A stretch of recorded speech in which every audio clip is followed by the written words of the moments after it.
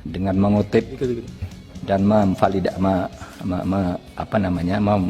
memodifikasi apa yang pernah dikatakan oleh seorang ilmuwan Islam namanya Ibnu Taimiyah. Dia yang bilang gini, situ nasana bi imamin jahil afdalu min lailatin bila imam.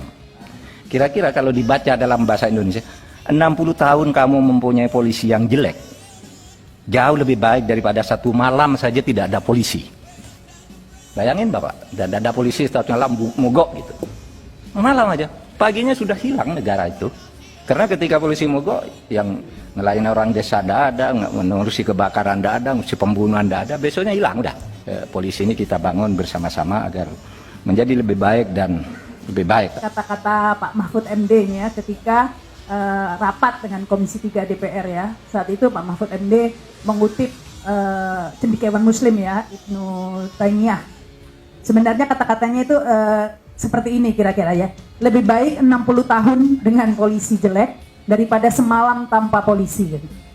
Semalam saja tidak ada polisi berbahaya, negara hilang begitu ya. Ini sebenarnya kata-kata aslinya sebenarnya adalah lebih baik 60 tahun dengan pemerintah yang tiran begitu ya, kata-kata aslinya Ibnu Taimiyah. Tapi yang ingin saya soroti di sini adalah yang terakhirnya kata Pak Mahfud MD, semalam saja tidak ada polisi, besoknya negara hilang begitu ya. Nah, bagaimana kondisi Indonesia saat ini? Saya curiga sebenarnya bukan semalam, sudah beribu-ribu malam kita ini tanpa polisi ya. Ya. Karena mungkin de jure ada polisi, tapi de facto justru polisinya seringkali membackup kejahatan. Apa itu bisa dikatakan polisi, ya kan? Jadi agak yang dipertanyakan juga jangan-jangan sebenarnya kita sudah beribu-ribu malam tanpa polisi. Demikian juga dengan kasus rekayasa Ferdy Sambo ini ya, kasus rekayasa pembunuhan Brigadir J ini. Ini pun terjadi karena sebelumnya sudah begitu banyak rekayasa-rekayasa yang dibiarkan saja. Bukan dibiarkan sebenarnya, publik bersuara ya, tapi dibungkam. Tapi berhasil ya, rekayasa-rekayasa yang berhasil sehingga keterusan begitu ya. Sebelumnya sudah ada rekayasa yang kasus KM50. Semua diam begitu ya. Ada kasus kebakaran Kejaksaan Agung. Lolos begitu ya. Dan ada lagi, belum lagi kasus-kasus teroris itu ya. Saya bukannya pendukung teroris loh ya. Tapi harus diakui bahwa penanganan kasus teroris ini juga penuh kejanggalan sebenarnya ya. Banyak sekali. Munarman tiba-tiba jadi teroris, Okba jadi teroris. Ada yang langsung ditembak, katanya kejar-kejaran sama polisi. Videonya naik mobil tapi kacanya gelap dulu. Siapa yang tahu begitu ya. Terus kalau diingat ini subhanallah ada hubungannya juga dengan Sambo. Ternyata Ferdy Sambo ini juga menangani kasus bom Tamrin, ya kan? Waktu itu saya juga masih aktif di televisi ya. Saya lihat kok ini aneh terorisnya itu menembak-nembak gitu ya. Sambil nelpon, ada nelpon. Nah ya itu polisi kok nggak diselidiki, kira-kira terorisnya itu nelpon siapa ya? Kan gampang sebenarnya itu membuka, menyadap itu kan kerjaan gampang buat polisi, tapi nggak diungkap tuh ke publik ya. Saya tanyakan, tapi katanya ya telepon ke antar mereka sendiri, tapi kenapa tidak diungkap ke publik siapa begitu kan, biar tahu sebenarnya lagi ngomong apa sih, apa ada yang mengendalikan begitu ya. Dan banyak kejanggalan. Kalau nggak salah bom Marriott itu juga dari zaman dulu ini sebenarnya. Tiba-tiba video amatirnya itu kan video yang tersebar itu kan di lobi begitu kan, video di lobi. Katanya bomnya disimpan di kamar berapa, 303 atau apa begitu ya. Ya lantai 2 ya, masih inget ini, luar biasa ingatannya. Tapi anehnya nggak pernah dirilis CCTV di lorong kamar-kamar itu. Padahal kalau dirilis kan ketahuan siapa yang masuk ke dalam kamar 303 itu kan. Nggak ada tuh dan nggak ada yang tanya. Inilah yang menyebabkan rekayasa itu semakin subur. Karena kita ho-oh aja gitu ya. Bukan ho-oh sebenarnya, mungkin sudah skeptis ya. Karena kita tahu kalau bersuara akan ada konsekuensinya begitu ya. Demikian juga dalam kasus KM50. Tapi bayangkan seandainya pada kasus-kasus sebelumnya, kasus KM50 ini berhasil, rekayasa ini berhasil dihentikan atau dibongkar, mungkin tidak terjadi kasus Brigadir J, ya kan?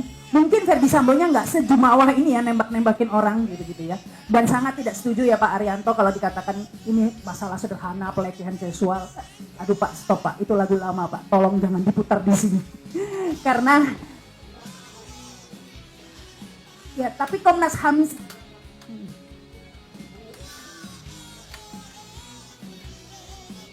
iya, Tapi Pak, ini kan kita publik ya, ini pendapat publik juga ya, pendapat banyak orang, banyak yang meragukan kasus pelecehan seksual, termasuk Komnas HAM sendiri.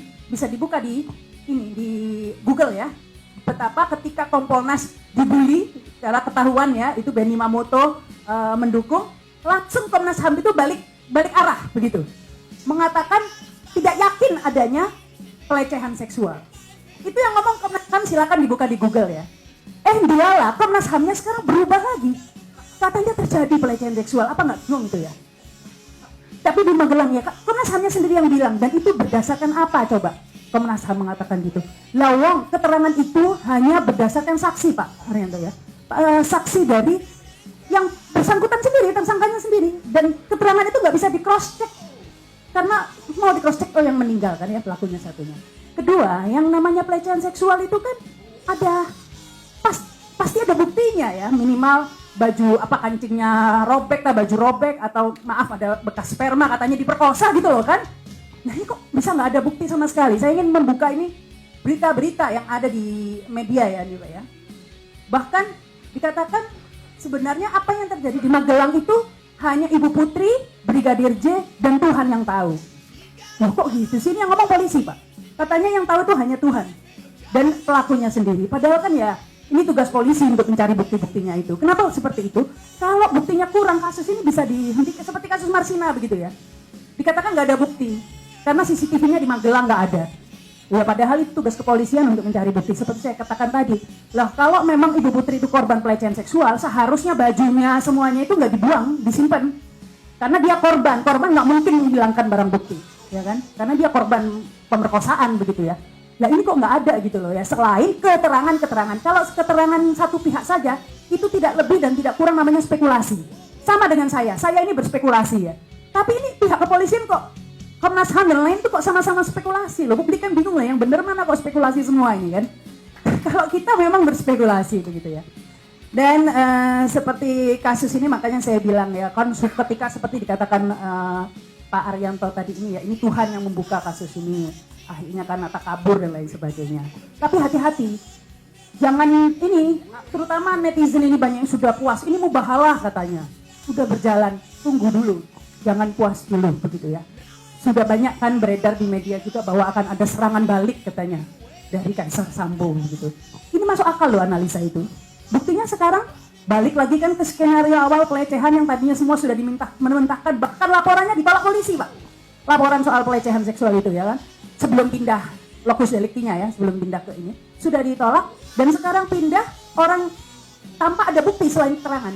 Nah gitu kok bisa diterima. Ini menunjukkan, apalagi Komnas HAM dan perempuan ini, Komnas Perempuan ya, Komnas Perempuan. Nah ini dari sini kan kita bisa membaca bahwa wah, bukan tidak mungkin ada serangan balik dari Sambo begitu ya. Lihat saja waktu rekonstruksi, masih gagah ya. Masih gagah, bahkan ada yang ketawa-ketawa, ya kan? Waktu rekonstruksi malah ketawa-ketawa. Ya, yang kuat ma'rufnya kan tangkap kamera itu, netizen rame. Ketawa-ketawa. Begitu percaya dirinya mereka, masih kuat loh. Jadi jangan terlalu bersyukur dulu atau berlega-lega dulu ya. Wah ini mubahalah sudah terlaksana, hati-hati begitu ya. Semua harus diperjuangkan, berjuang dulu begitu ya. Gak mungkin, ini menunjukkan bahwa kita harus berjuang.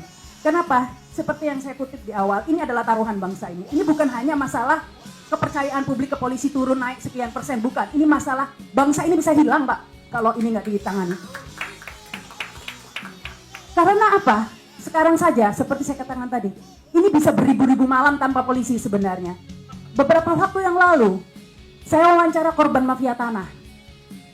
Itu sudah ada oleh forum korban mafia tanah Indonesia begitu ya, dengan ketuanya dan beberapa korban. Saya tanya ada berapa orang, 30.000 orang yang sudah tergabung, 30.000 orang korban mafia tanah. Barusan saya baca tadi pagi di Duren Sawit di Jakarta 15 rumah udah dieksekusi, diusir, yang sudah tinggal berapa tahun, 15 tahun dalam rumahnya, punya sertifikat, punya IMB, tiba-tiba ada antah berantah si fulan cuma pegang 3 institusi, polisi, BPN, terus satunya lagi siapa? Polisi, BPN, pengadilan. Udah bisa menguasai tanah orang begitu ya. Jadi ini padahal kita tahu bahwa sebenarnya tanah di Indonesia ini sudah sebagian besar 80% ya kan. sudah dikuasai oleh konglomerat gitu. Hanya 13% oleh asing, hanya 7% yang dikuasai oleh masyarakat Indonesia. Itu pun sudah diusirin kita.